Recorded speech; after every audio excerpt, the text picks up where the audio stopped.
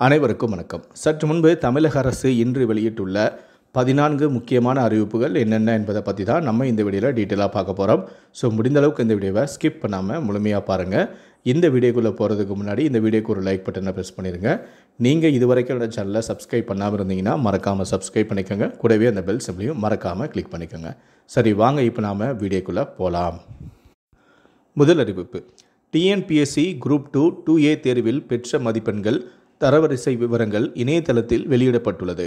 இரண்டாம் கட்ட மூலச்சான்றிதழ் சரிபார்ப்பு கலந்தாய்வானது ஆகஸ்ட் 29 தேர்வாணைய அலுவலகத்தில் நடைபெறும் எனவும் தெரிவிக்கப்பட்டுள்ளது.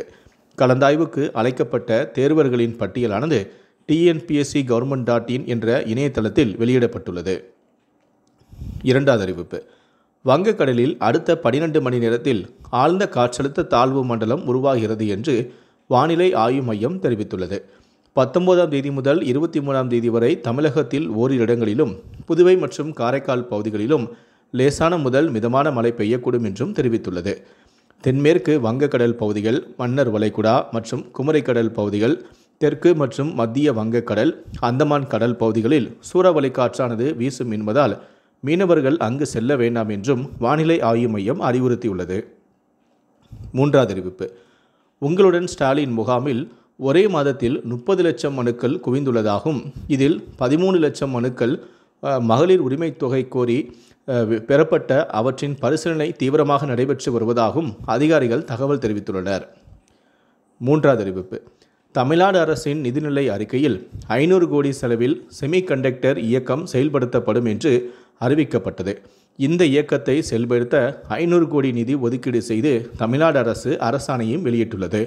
அதன்படி செமிகண்டக்டர் வடிவமைப்பு மேம்பாட்டு திட்டத்திற்கு 250 கோடியும், செமிகண்டக்டர் சோதனை உள்கட்டமைப்பு மேம்பாட்டு திட்டத்திற்கு 75 கோடியும், செமிகண்டக்டர் உபகரணங்கள் ஒப்புதல் திட்டத்திற்கு 50 கோடியும், சிறிய அளவிலான செமிகண்டக்டர் சிப் திட்டத்திற்கு 100 கோடி என இளைஞர்களுக்கு திறன் பயிற்சி அளிக்க 25 கோடி என்று 5 வகையான திட்டங்களை செயல்படுத்த அரசாணையானது வெளியிடப்பட்டுள்ளது. ஐந்தாவது அறிவிப்பு: பள்ளி கல்வித்துறையில் 20 அரசு உயர்நிலைப் பள்ளிகள் மேல்நிலைப் பள்ளிகளாக தரம் உயர்த்தி பள்ளி கல்வித்துறை உத்தரவிட்டுள்ளது. அதேபோல அந்த பள்ளிகளில் உள்ள தலைமை ஆசிரியர் பணியிடங்கள் மேல்நிலைப் பள்ளி தலைமை ஆசிரியர்களாக நிலை உயர்த்தப்பட்டுள்ளது. இந்த பள்ளிகளில் வரும் ஆண்டில் மாணவ சேர்க்கையை உயர்த்த நடவடிக்கை எடுக்க வேண்டும் எனவும் தெரிவிக்கப்பட்டுள்ளது.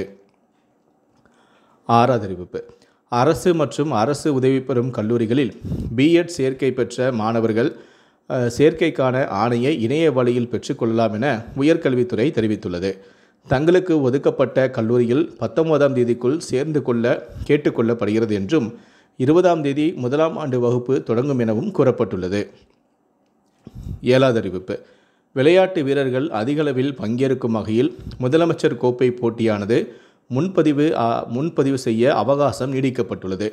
20ஆம் தேதி வரை இந்த போட்டிகளில் கலந்து கொள்ள விரும்பும் விளையாட்டு வீரர் மற்றும் வீராங்கனைகள் தமிழ்நாடு விளையாட்டு மேம்பாட்டு ஆணையத்தின் இணையதளம் மூலமாக விண்ணப்பிக்கலாம் எனவும் பதிவு செய்தவர்கள் மட்டுமே போட்டிகளில் பங்கேற்க முடியும் எனவும் கூறப்பட்டுள்ளது.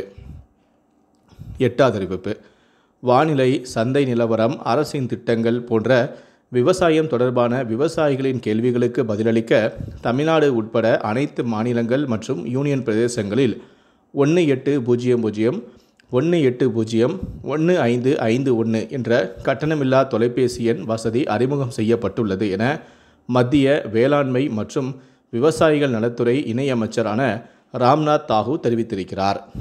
ஒன்பதாவது அறிவிப்பு: தமிழ்நாடு சுற்றுலாத்துறையின் வருமானம் 2020-21 49 கோடியாக இருந்த நிலையில் 2023-24 சுமார் 5 மடங்கு உயர்ந்து 243 கோடியாக உள்ளது.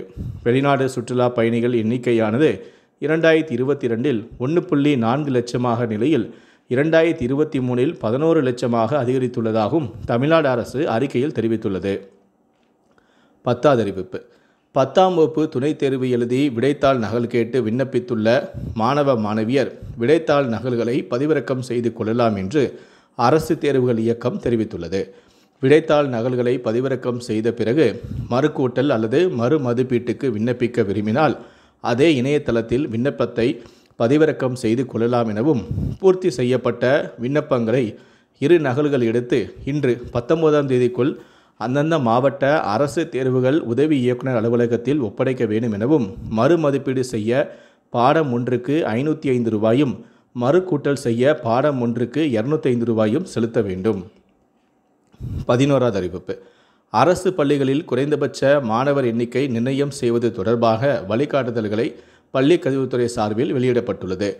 மேல்நிலைப் பள்ளி அமைந்துள்ள பகுதி நகராட்சி, மாநகராட்சி, நகராட்சியாக இருப்பின் 30 மாணவர்களும், ஊரக பகுதிகளாக இருந்தால் மாணவர் எண்ணிக்கையானது 15ஆகவும் குறைந்தபட்சம் இருக்க நடவடிக்கை எடுக்க வேண்டும் எனவும் கூறப்பட்டுள்ளது. 12வது அறிவிப்பு. தமிழகத்தில் அரசு மற்றும் அரசு உதவி பெறும் பள்ளிகளில் பணியாற்ற ஆசிரியர் தகுதி தேர்வில் வெற்றி பெறுவது கட்டாயமாகும்.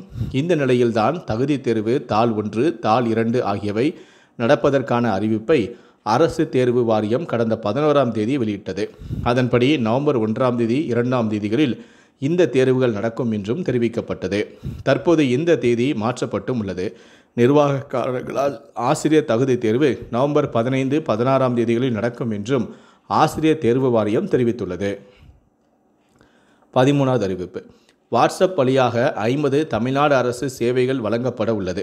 தமிழ்நாட்டில் ரேஷன் கார்டு, பிறப்பு மற்றும் வருமான சான்றிதழ் பெறுவது, வரி செலுத்துவது, வணிக உரிமங்கள் பெறுவது, அரசு பேருந்து டிக்கெட்டுகளை முன்பதிவு செய்வது உள்ளிட்ட 50 அரசு சேவைகளை விரைவில் வாட்ஸ்அப் மூலமாக எங்கிருந்தும் எளிதாகவும் பெற முடியும்.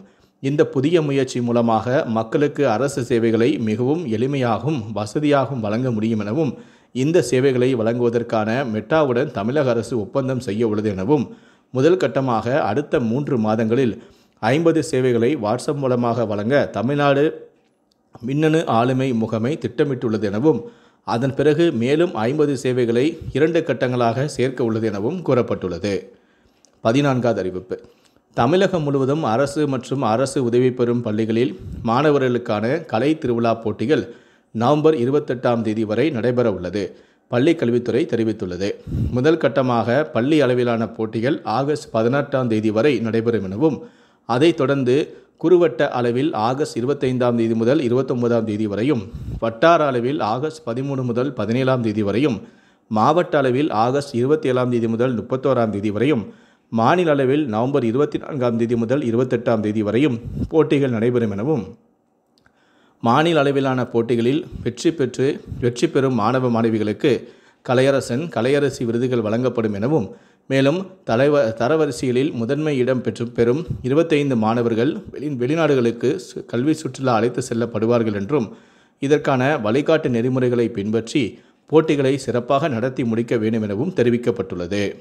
இந்த 14 அறிவிப்புகளை பற்றிய உங்களுடைய கருத்துக்கள் என்ன அப்படிங்கிறத கீழே இருக்கக்கூடிய கமெண்ட் செக்ஷனில் மறக்காமல் சொல்லுங்கள். முடிந்த அளவுக்கு இந்த வீடியோவை மற்றவங்களுக்கும் ஷேர் பண்ணுங்கள். மேலும் இது போன்ற பல வீடியோக்களை பார்க்கணும் அப்படின்னு நினச்சிங்கன்னா மறக்காமல் நீங்கள் சப்ஸ்கிரைப் பண்ணுங்கள். கூடவே அந்த பெல் சிம்லையும் மறக்காமல் கிளிக் பண்ணுங்கள். நன்றி, வணக்கம்.